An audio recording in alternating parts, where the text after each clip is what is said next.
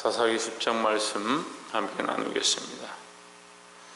사사기 10장에는 돌라와 야일이 나오는데 사사들이 계속 등장하는 것은 이스라엘 백성들이 계속해서 범죄하고 하나님 앞에서 떠난다 이렇게 볼 수 있습니다.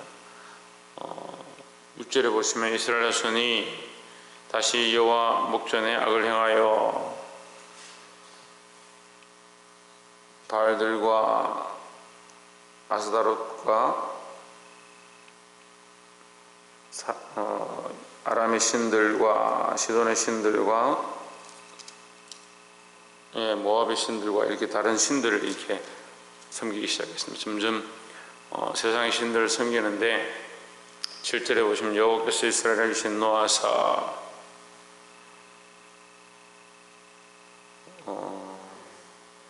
블레셋 사람의 손에 암몬 자손의 손에 파심했습니다. 결국 그들이 원하는 대로 되는 거죠. 그들이 섬기는 신들을 쫓아갔으니까 그들에게 종이 되어버리는 겁니다. 그런데도 그걸 잘 모르는 거죠.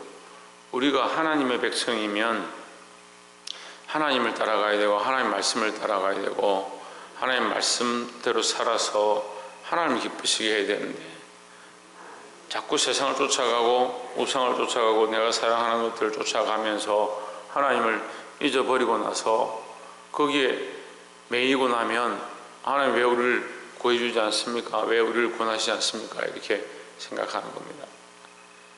여러분, 우리의 주인은 오직 예수 그리스도밖에 없습니다. 다른 것들을 섬기고 사랑하면 뒤로 물러가는 것이고 결국 하나님께로부터 끊어지는 그런 아픔을 겪는 겁니다. 주인이 바뀌어버린 사람의 삶은 참 비참한 거죠. 근데 누가 주인인지 모르기 때문에 주인이 바뀌어진 삶, 주인이 없는 삶, 그 세상이 주인이 되어버린 삶, 그렇게 사는 겁니다.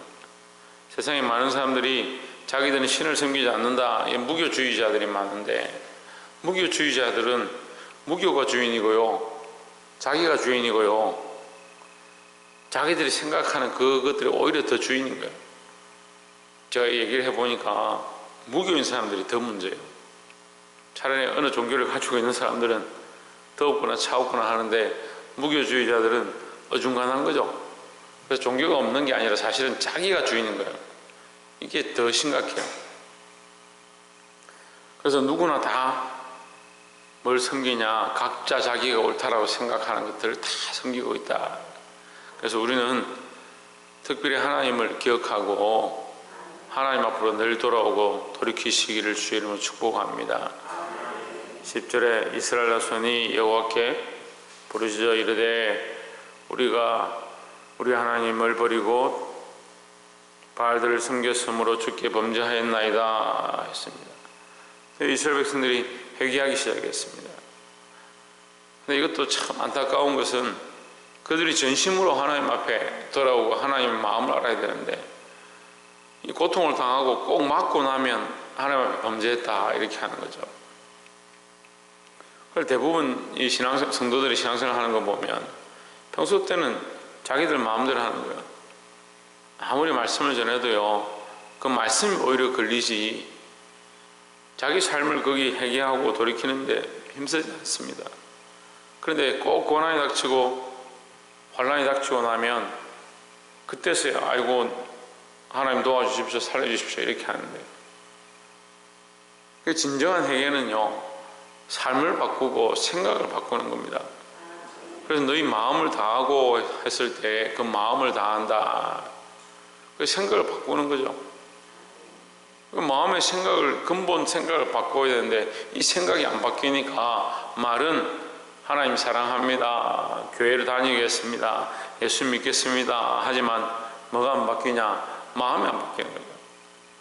그러니까 여전히 생각이 자기를 사랑하는 것과 자기가 옳다라고 생각하는 것에 사로잡혀 있으니까 결정은 어떻게 하느냐? 자기 몸을 위하여, 자기 삶을 위하여, 자기 생각을 위하여 결정하는 겁니다.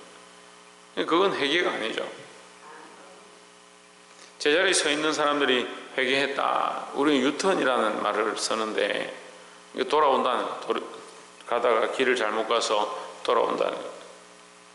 근데 유턴을 하는 사람이 있고요, 제자리에서 계속 도는 사람이 있는 거예요. 그건 쳇바퀴 도는 거죠. 돌기는 돌았는데 제자리 돌고 있는, 제자리만 쓰는 거죠. 이 두 가지 차이가 있습니다. 똑같은 유턴인데 유턴은 돌아서 원래 잘못 왔던 길을 돌아가는 거죠. 그러니까 그 사람은 원래 그 길이 없습니다. 그런데 쳇바퀴 도는 사람들은 돌긴 돌았는데 어떻게 합니까? 다시 제자리에 와 있습니다. 한 바퀴 더 돌면 뭡니까? 또 같은 방향으로 서 있는 거죠. 그러니까 말은 내가 이렇게 살아야지 해놓고 시간이 지나면 또 그 자리에 가 있는 겁니다. 우리의 신앙생활이 쳇바퀴 도는 삶이 되면 안 됩니다. 하나님 살아계시니까 우리가 하나님 바라보면 자랄 수밖에 없고 변화될 수밖에 없고 내 안에 잘못된 것들을 끊어낼 수밖에 없다라는 거죠.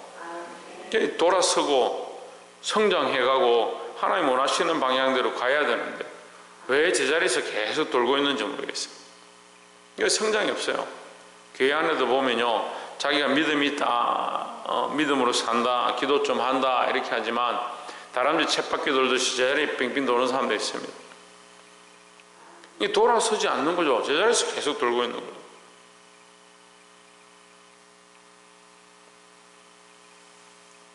온전한 해결을 함으로 돌아서고 하나님께로 가게 되기를 주의 이름으로 축복합니다.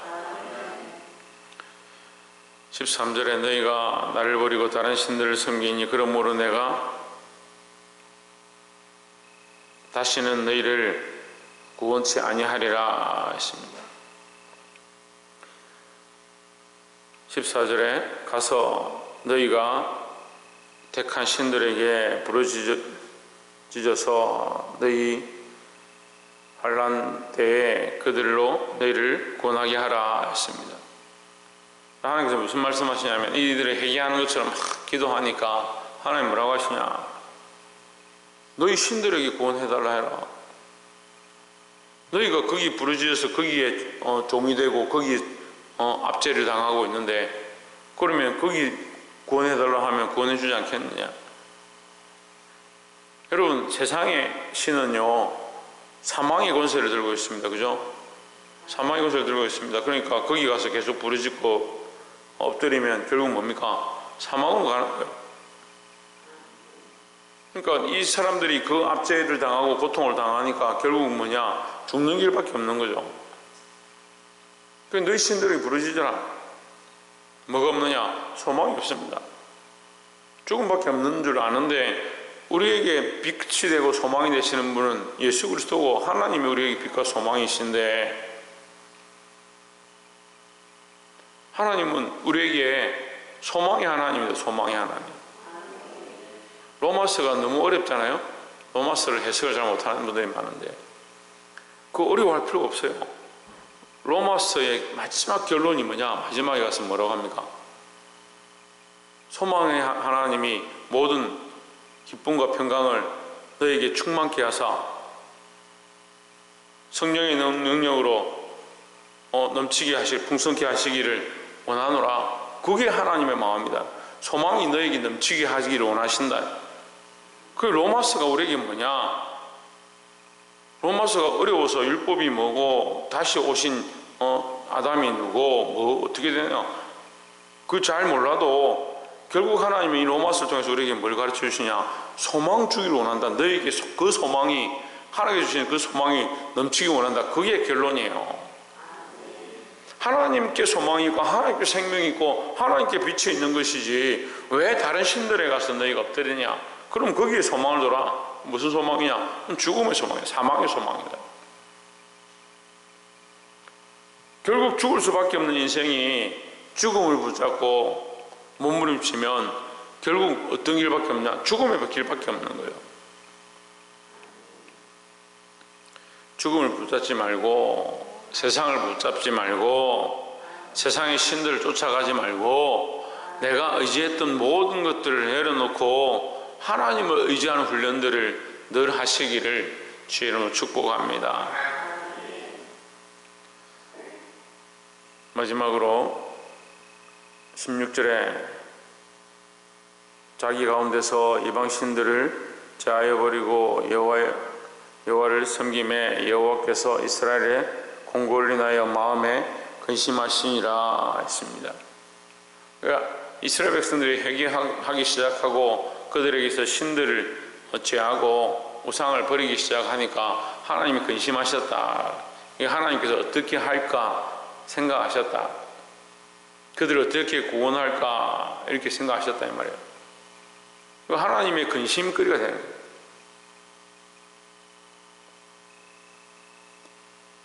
하나님 우리에게 소망을 주고 구원을 주시기 원하시는데 우리의 생각들은 계속 우리가 원하는 길로 걸어가니까 이게 근심거리가 되는 거죠. 그리고 하나님 근심하셨다 이렇게 하니까 이해를 잘 못하시는 분들이 있는데 자식이 잘못된 길로 가면 부모가 그걸 근심하는 겁니다. 우리 갓난아기가 이렇게 조금씩 걷기 시작하는데 더러운 구중물에도 빠지고 불 가까이도 가고 돌적밭에 가기도 하고 가시밭에 가기도 하는데 그렇게 걸어가는 걸 보면 부모가 뒤에서 보면서 걸어가라 해놓고도 불안불안하죠. 불안불안하잖아요. 부모가 그거 보면 불안불안하잖아요. 그런 걸 근심이라 하는 거예요. 이 아이에게 걸어갈 수 있는 자유를 줬고 이 아이가 잘 자라서 자기 스스로 잘 선택해야 되는데 바른 길을 놔두고 좋은 길을 놔두고 자꾸 물이 있으면 물 가운데 우리 아들이 있지만 우리 첫째 아들 키워보니까 길 좀 걸어 다닐 때 이제 아기 때 이렇게 가다가 물이 조금 이렇게 뭐 웅덩이나 이렇게 흙탕물이나 조금 있으면 그냥 절대 그냥 안 가요. 거기 가서 막 이불로 내버려 두거든요. 그럼 가면 이게 꼭 이 구중물을 발로 밟는 거예요. 이렇게 밟아서 구중물 다 튀기고 잘 걷지도 못하는 게 왜 그 구중물을 밟는지 물을 얼마나 좋아하는지. 그럼 어떻게 하겠습니까? 아이고 너 계속 그렇게 해라. 구중물 잘했네. 그렇게 하겠습니까? 한 번은 수련을 갔는데 엄마는 바빠가지고 막 들어가서 음식 차리고 아이들 지금 뭐 수련을 해야 되니까 식사를 준비하고 이렇게 하는데 잠시 내려놨는데 그 이제 수도가에 물이 이렇게 수돗물을 틀고 이렇게 물이 있잖아요. 거기에 막 해가지고 얼굴하고 막 온몸에 지금 물이 튀어가지고 1분도 안 됐는데 그리 다 베리는 걸 봤습니다. 부모는 자식이 그런 길을 걸어갈 때 그런 모습을 볼 때 마음 아프고 걱정하고 염려하는 거예요. 그 마음이 하나님의 마음이에요. 하나님의 길이 뻔히 있는데 하나님 원하시는 길이 있고 하나님 원하시는 바른 길이 있는데 인생은 자꾸 뭘 선택하느냐, 자기가 옳다 생각, 자기가 바르다 생각하는 거, 자기가 원하는 생각들을, 자기가 가고 싶은 길을 자꾸 선택하는 거예요. 우리는 우리가 하고 싶은 걸 선택하는 게 아니라 하나님이 원하시는 길을 선택해야 된다는 겁니다. 말씀을 맺겠습니다. 사랑하는 성도 여러분, 이 이스라엘 백성들의 범죄는 뭐냐? 하나님 원하시는 걸 선택하지 아니하고 하나님의 마음을 선택하지 않고 하나님을 선택하지 않은 것이 범죄다라는 거죠. 자기가 원하는 것, 자기들 눈에 옳다라고 생각하는 것, 자기들이 편하게 하는 것, 많은 사람들이 섬기는 것, 그것을 쫓아가니까 그게 범죄가 되는 겁니다. 오늘날도 많은 교회들이 타협해버리고 예배를 피하고 있습니다. 여러분, 예배는 피하는 게 아닙니다. 우리가 하나님을 섬기는 것이지, 어떻게 이게 더 심해지면요, 세상의 법 앞에 우리가 굴복해야 될 그런 일들이 생기겠죠.